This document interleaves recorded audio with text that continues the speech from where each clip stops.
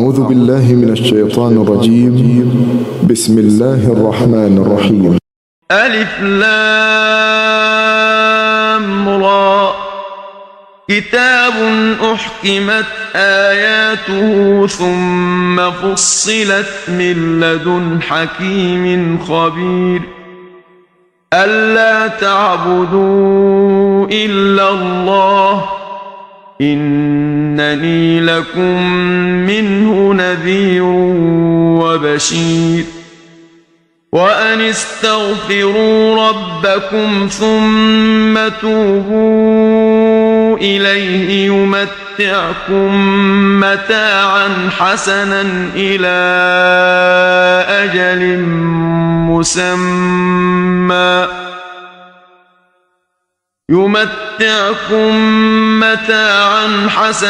إلى أجل مسمى ويؤت كل ذي فضل فضله وإن تولوا فإني أخاف عليكم عذاب يوم كبير إلى الله مرجعكم وهو على كل شيء قدير ألا إنهم يثنون صدورهم ليستخفوا منه ألا حين يستغشون ثيابهم يعلم ما يسرون وما يعلنون إنه عليم بذات الصدور وما من دابة في الأرض إلا على الله رزقها ويعلم مستقرها ومستودعها كل في كتاب مبين وهو الذي خلق السماوات والأرض في 6 أيام وكان عرشه على الماء ليبلوكم أيكم أحسن عملا ولئن قلت إنكم مبعوثون من بعد الموت ليقولن الذين كفروا إن هذا إلا سحر مبين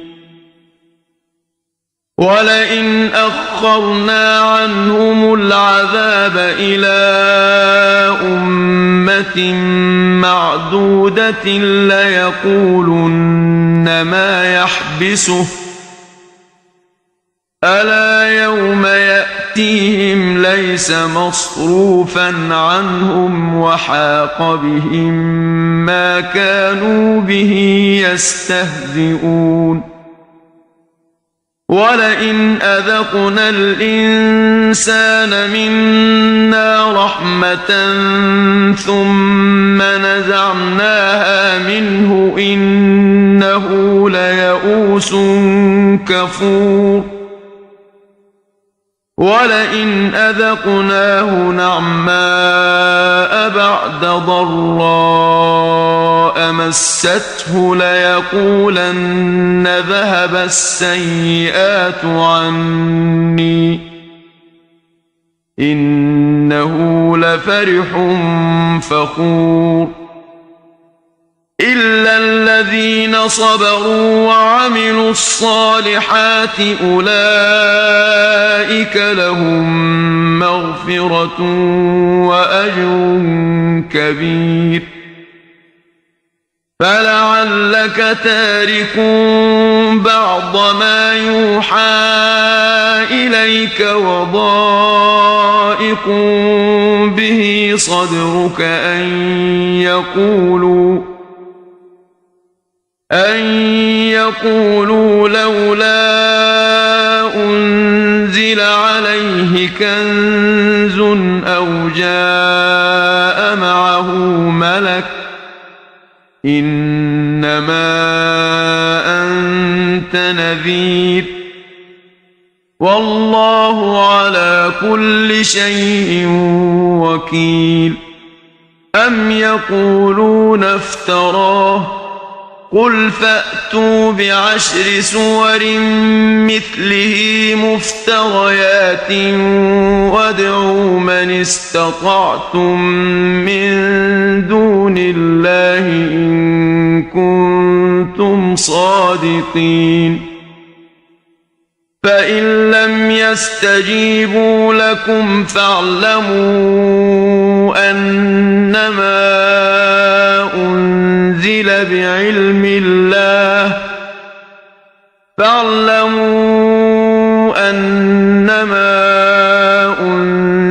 بعلم الله وأن لا إله إلا هو فهل أنتم مسلمون من كان يريد الحياة الدنيا وزينتها نوف إليهم أعمالهم فيها وهم فيها لا يبخسون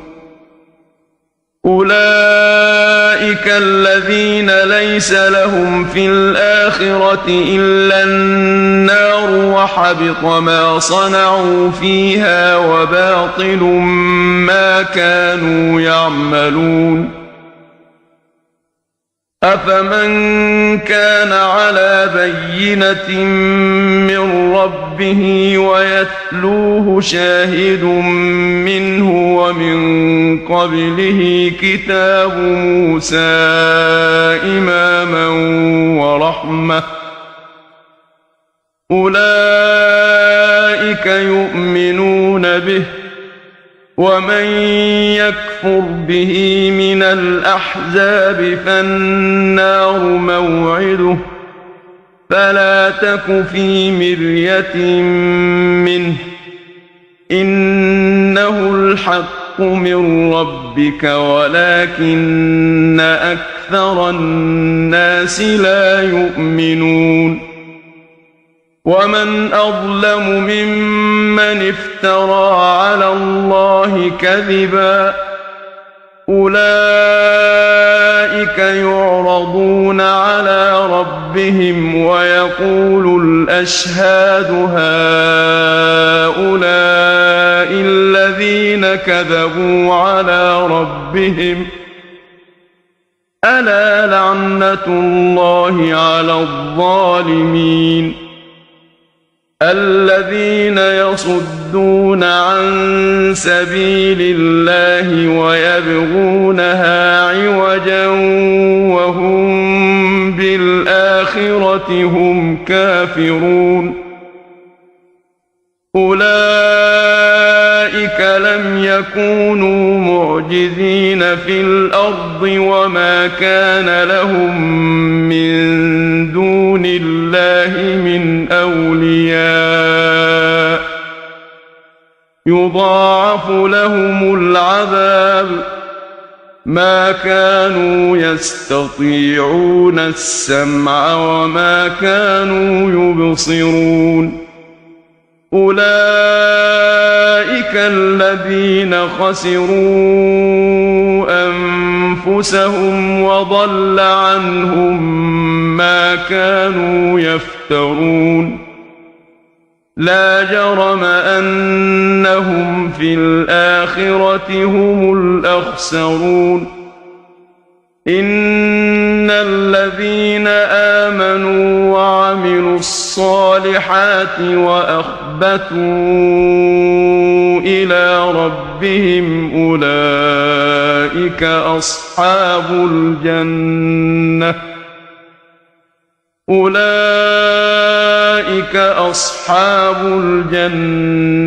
هم فيها خالدون مثل الفريقين كالأعمى والأصم والبصير والسميع هل يستويان مثلا أفلا تذكرون ولقد أرسلنا نوحا إلى قومه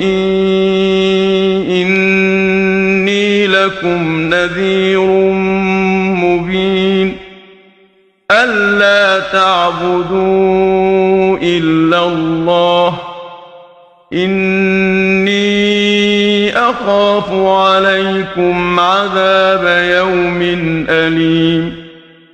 فقال الملأ الذين كفروا من قومه ما نراك إلا بشرا مثلنا وما نراك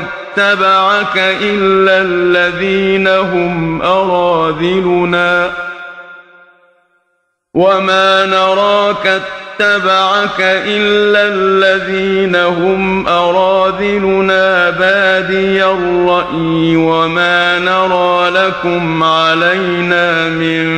فضل بل نظنكم كاذبين قال يا قوم أرأيتم إن كنت على بينة من ربي وآتاني رحمة من عنده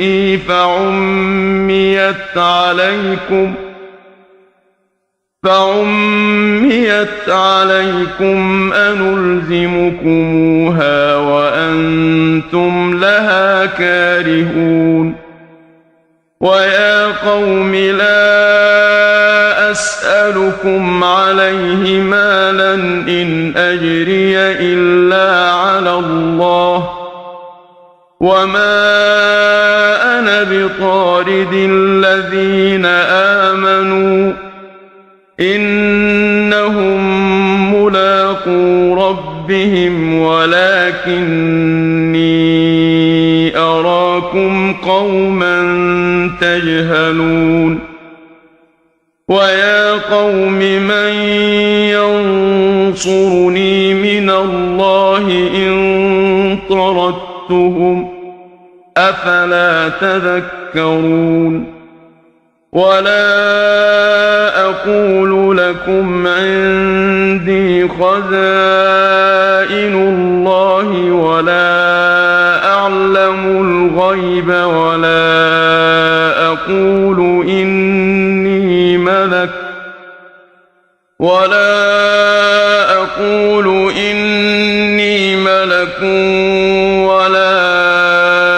أقول للذين تزدري أعينكم لن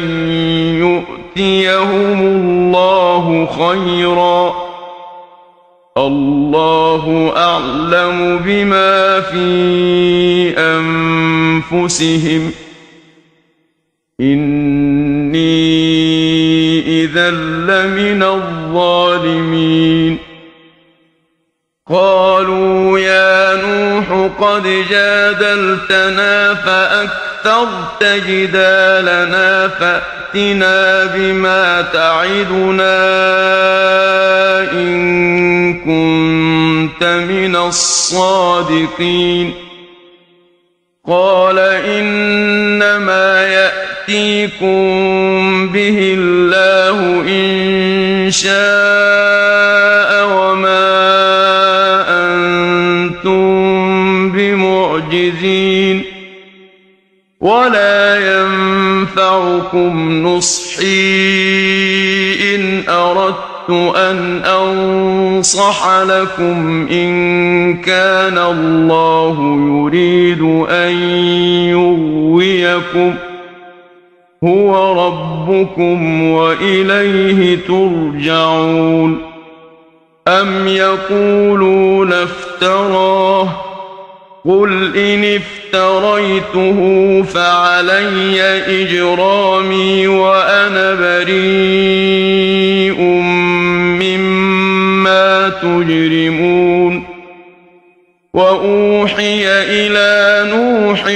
أنه لن يؤمن من قومك إلا من قد آمن فلا تبتئس بما كانوا يفعلون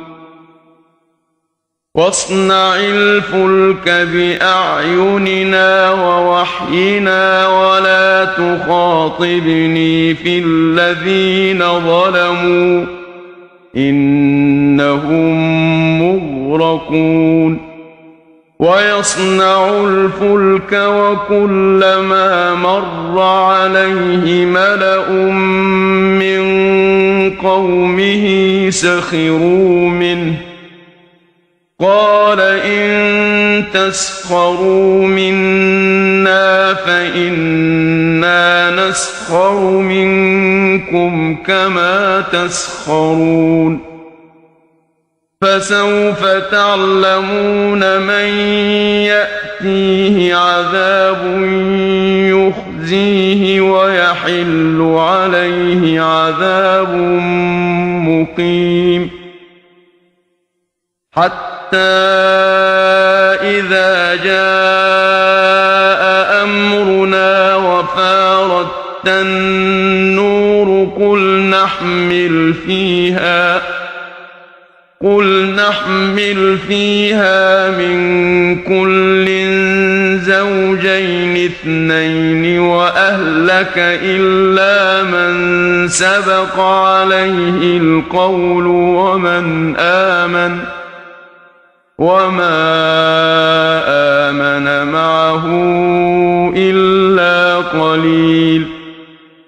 وقال اركبوا فيها بسم الله مجريها ومرساها إن ربي لغفور رحيم وهي تجري بهم في موج كالجبال ونادى نوح ابنه وكان في معزل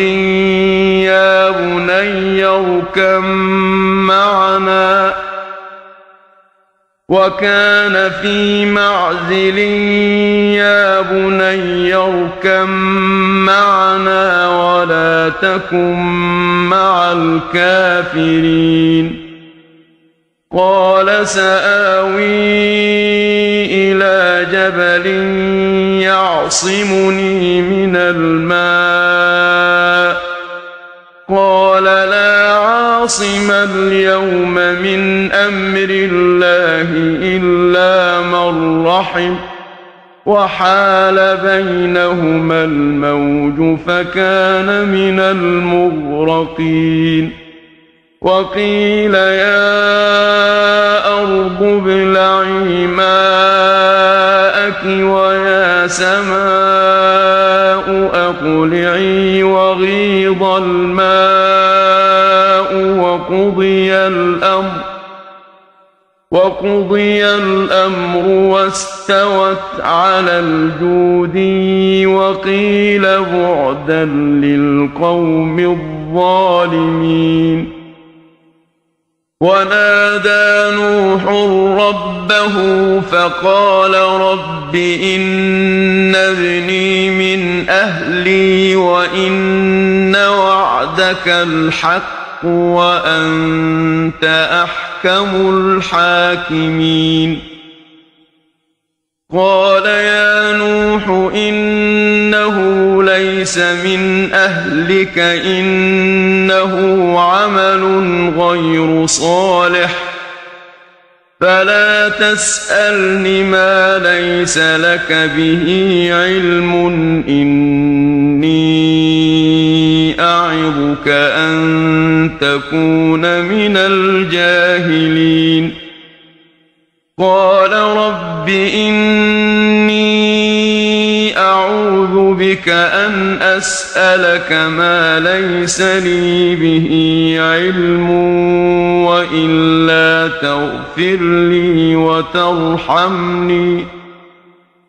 وإلا تغفر لي وترحمني أكن من الخاسرين قيل يا نوح اهبط بسلام منا وبركات عليك وعلى ممن معك وأمم سنمتعهم ثم يمسهم منا عذاب أليم تلك من أنباء الغيب إليك ما كنت تعلمها أنت ولا قومك من قبل هذا فاصبر إن العاقبة للمتقين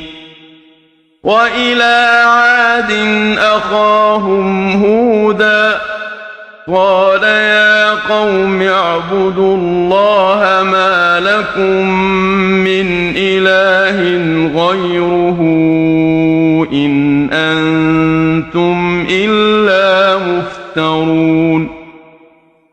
يا قوم لا أسألكم عليه أجرا إن أجري إلا على الذي فطرني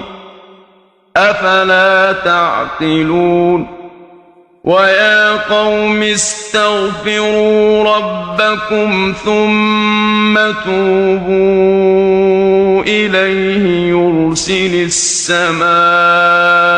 عليكم مدرارا ثم توبوا إليه يرسل السماء عليكم مدرارا ويزدكم قوة إلى قوتكم ولا تتولوا مجرمين قالوا يا هود ما جئتنا ببينة وما نحن بتاركي آلهتنا عن قولك وما نحن لك بمؤمنين إن نقول إلا اعتراك بعض آلهتنا بسوء قال إني أشهد الله واشهدوا أني بريء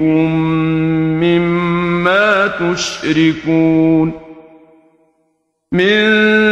دونه فكيدوني جميعا ثم لا تنظرون إني توكلت على الله ربي وربكم ما من دابة إلا هو آخذ بناصيتها إن ربي على صراط مستقيم فإن تولوا فقد أبلغتكم ما أرسلت به إليكم ويستخلف ربي قوما غيركم ولا تضرونه شيئا إن ربي على كل شيء حفيظ ولما جاء أمرنا نجينا هودا والذين آمنوا معه برحمة منا ونجيناهم من عذاب غليظ وتلك عاد جحدوا بآيات ربهم وعصوا رسله واتبعوا أمر كل جبار عنيد وأتبعوا في هذه الدنيا لعنة ويوم القيامة ألا إن عادا كفروا ربهم ألا بعدا لعاد قوم هود وإلى ثمود أخاهم صالحا قال يا قوم اعبدوا الله ما لكم من إله غيره هو أنشأكم من الأرض واستعمركم فيها فاستغفروه ثم توبوا إليه إن ربي قريب مجيب. قالوا يا صالح قد كنت فينا مرجوا قبل هذا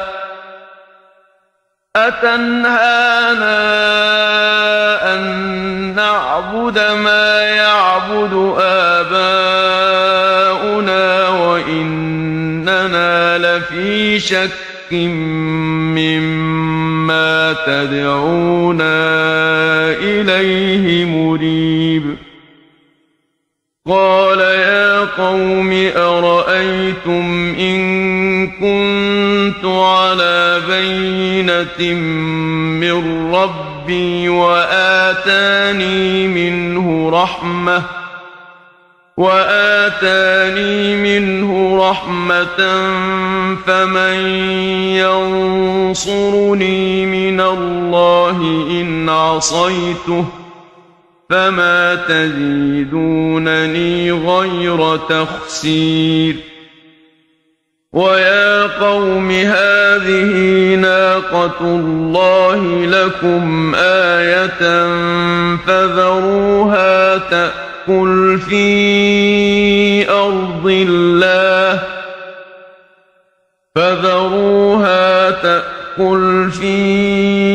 أرض الله ولا تمسوها بسوء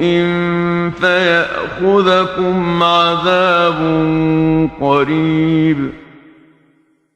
فعقروها فقال تمتعوا في داركم 3 أيام ذلك وعد غير مكذوب. فلما جاء أمرنا نجينا صالحا والذين آمنوا معه برحمة منا ومن خزي يومئذ إن ربك هو القوي العزيز. وأخذ الذين ظلموا الصيحة فأصبحوا في ديارهم جاثمين كأن لم يغنوا فيها ألا إن ثمود كفروا ربهم ألا بعدا لثمود.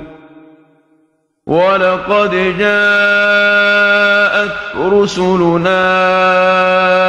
إبراهيم بالبشرى قالوا سلاما قال سلام فما لبث أن جاء بعجل حنيذ. فلما رأى أيديهم لا تصل إليه نكرهم وأوجس منهم خيفة قالوا لا تخف إنا أرسلنا إلى قوم لوط وامرأته قائمة فضحكت فبشرناها بإسحاق ومن وراء إسحاق يعقوب. قالت يا ويلتى أألد وأنا عجوز وهذا بعلي شيخا إن هذا لشيء عجيب. قالوا أتعجبين من أمر الله رحمة الله وبركاته عليكم أهل البيت إنه حميد مجيد. فلما ذهب عن إبراهيم الروع وجاءته البشرى يجادلنا في قوم لوط إن إبراهيم لحليم أواه منيب. يا إبراهيم أعرض عن هذا إنه قد جاء أمر ربك وإنهم آتيهم عذاب غير مردود.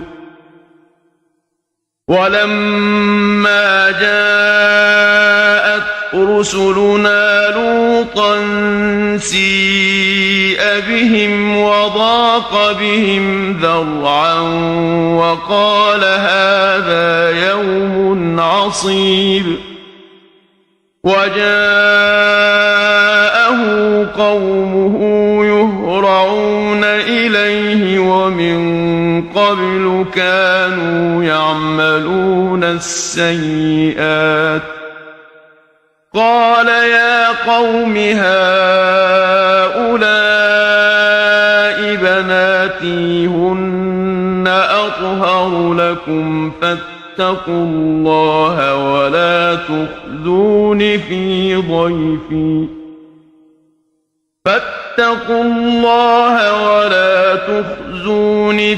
ضيفي أليس منكم رجل رشيد. قالوا لقد علمت ما لنا في بناتك من حق وإنك لتعلم ما نريد. قال لو أن لي بكم قوة أو آوي إلى ركن شديد. قالوا يا لوط إنا رسل ربك لن يصلوا إليك فأسر بأهلك بقطع من الليل ولا يلتفت منكم أحد إلا امرأتك إنه مصيبها ما أصابهم إن موعدهم الصبح أليس الصبح بقريب. فلما جاء أمرنا جعلنا عاليها سافلها وأمطرنا عليها حجارة من سجيل منضود مسومة عند ربك وما هي من الظالمين ببعيد. وإلى مدين أخاهم شعيبا قال يا قوم اعبدوا الله ما لكم من إله غيره ولا تنقصوا المكيال والميزان إني أراكم بخير وإني أخاف عليكم عذاب يوم محيط. ويا قوم أوفوا المكيال والميزان بالقسط ولا تبخسوا الناس أشياءهم ولا تعثوا في الأرض مفسدين. بقية الله خير لكم إن كنتم مؤمنين وما أنا عليكم بحفيظ. قالوا يا شعيب أصلاتك تأمرك أن نترك ما يعبد آباؤنا أو أن نفعل في أموالنا ما نشاء إنك لأنت الحليم الرشيد قال يا قوم أرأيتم إن كنت على بينة من ربي ورزقني منه رزقا حسنا وما أريد أن أخالفكم إلى ما أنهاكم عنه إن أريد إلا الإصلاح ما استطعت وما توفيقي إلا بالله عليه توكلت وإليه أنيب ويا قوم لا يجرمنكم شقاقي أن يصيبكم مثل ما أصاب قوم نوح أو قوم هود أو قوم صالح وما قوم لوط منكم ببعيد واستغفروا ربكم ثم توبوا إليه إن ربي رحيم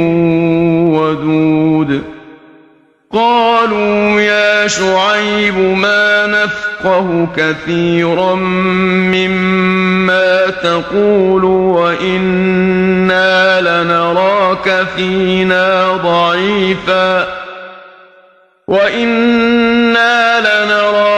فينا ضعيفا ولولا رهطك لرجمناك وما أنت علينا بعزيز قال يا قوم أرهطي أعز عليكم من الله واتخذتموه وراءكم ظهريا إن ربي بما تعملون محيط ويا قوم اعملوا على مكانتكم إني عامل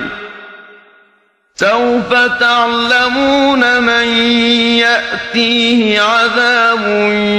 يخزيه ومن هو كاذب وارتقبوا إني معكم رقيب ولما جاء أمرنا نجينا شعيبا والذين آمنوا معه برحمة منا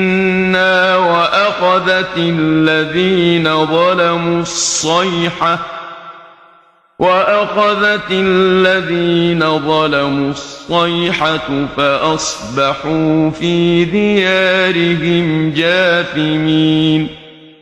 كأن لم يغنوا فيها ألا بعدا لمدين كما بعدت ثمود ولقد أرسلنا موسى بآياتنا وسلطان مبين إلى فرعون وملئه فاتبعوا أمر فرعون وما أمر فرعون برشيد يقدم قومه يوم القيامة فأوردهم النار وبئس الورد المورود وأتبعوا في هذه لعنة ويوم القيامة بئس الرفد المرفود ذلك من أنباء القرى نقصه عليك منها قائم وحصيد وما ظلمناهم ولكن ظلموا أنفسهم فما أغنت عنهم آلهتهم التي يدعون من دون الله من شيء لما جاء أمر ربك وما زادوهم غير تتبيب وكذلك أخذ ربك إذا أخذ القرى وهي ظالمة إن أخذه أليم شديد إن في ذلك لآية لمن خاف عذاب الآخرة ذلك يوم مجموع له الناس وذلك يوم مشهود وما نؤخره إلا لأجل معدود يوم يأتي لا تكلم نفس إلا بإذنه فمنهم شقي وسعيد فأما الذين شقوا ففي النار لهم فيها زفير وشهيق خالدين فيها ما دامت السماوات والأرض إلا ما شاء ربك إن ربك فعال لما يريد وأما الذين سعدوا ففي الجنة خالدين فيها ما دامت السماوات والأرض إلا ما شاء ربك عطاء غير مجذوذ فلا تك في مرية مما يعبد هؤلاء ما يعبدون إلا كما يعبد آباؤهم من قبل وإنا لموفوهم نصيبهم غير منقوص ولقد آتينا موسى الكتاب فاختلف فيه ولولا كلمة سبقت من ربك لقضي بينهم وإنهم لفي شك منه مريب وإن كلا لما ليوفينهم ربك أعمالهم إنه بما يعملون خبير فاستقم كما أمرت ومن تاب معك ولا تطغوا إنه بما تعملون بصير ولا تركنوا إلى الذين ظلموا فتمسكم النار وما لكم من دون الله من أولياء ثم لا تنصرون وأقم الصلاة طرفي النهار وزلفا من الليل إن الحسنات يذهبن السيئات ذلك ذكرى للذاكرين واصبر فإن الله لا يضيع أجر المحسنين فلولا كان من القرون من قبلكم أولو بقية ينهون عن الفساد في الأرض إلا قليلا ممن أنجينا منهم واتبع الذين ظلموا ما أترفوا فيه وكانوا مجرمين وما كان ربك ليهلك القرى بظلم وأهلها مصلحون ولو شاء ربك لجعل الناس أمة واحدة ولا يزالون مختلفين إلا من رحم ربك ولذلك خلقهم وتمت كلمة ربك لأملأن جهنم من الجنة والناس أجمعين وكلا نقص عليك من أنباء الرسل ما نثبت به فؤادك وجاءك في هذه الحق وموعظة وذكرى للمؤمنين وقل للذين لا يؤمنون اعملوا على مكانتكم إنا عاملون وانتظروا إنا منتظرون ولله غيب السماوات والأرض وإليه يرجع الأمر كله فاعبده وتوكل عليه وما ربك بغافل عما تعملون صدق الله العظيم.